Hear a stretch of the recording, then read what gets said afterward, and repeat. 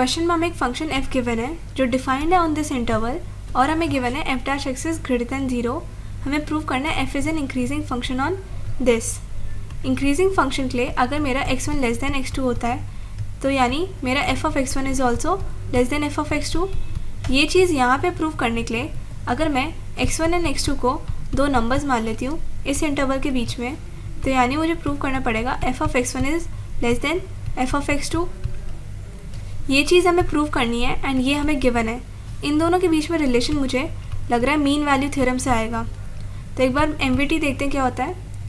अगर मेरे पास एक इंटरवल है from x1 to x2 and इसके बीच में एक फंक्शन डिफाइंड है मेरा ऐसे, जो कि एक कंटिन्यूस एंड डिफरेंशिएबल फंक्शन है, तो यानी इन दोनों के बीच में C एक पॉइंट ऐसा एग्जिस्ट करता है जो इसको बिलोंग करेगा, C belongs to x1, x2, जहाँ पे मेरी स्लोप यानी f डैश C इक्वल होगा f of x2 minus f of x1 upon x2 minus x1।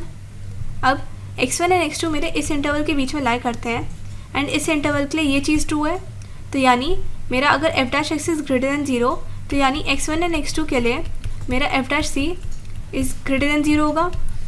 इतनी चीज़ लिख लेते हैं पहले। तो यहाँ पे मेरा फंक्शन कंटिन्यूस एंड डिफरेंशिएबल होगा इस इंटरवल के लिए। अब f डैश C होता है मेरा ये MVT से, ये हमें गिवन है, तो इस इंटरवल के लिए मेरा ये होगा। यहाँ पे इसकी वैल्यू पुट करेंगे, इसको इधर लेके जाएंगे तो ये आ रहा है, यहाँ से इसको इधर मूव करेंगे तो ये आ रहा है मेरा f of x2 is greater than f of x1। यही चीज़ हमें प्रूव करनी थी। तो अगर हम कोई से भी दो पॉइंट्स लेते हैं x1, x2 इस इंटरवल के लिए, तो यानी उसके लिए मेरा ये चीज़ प्रूव हो जाएगी।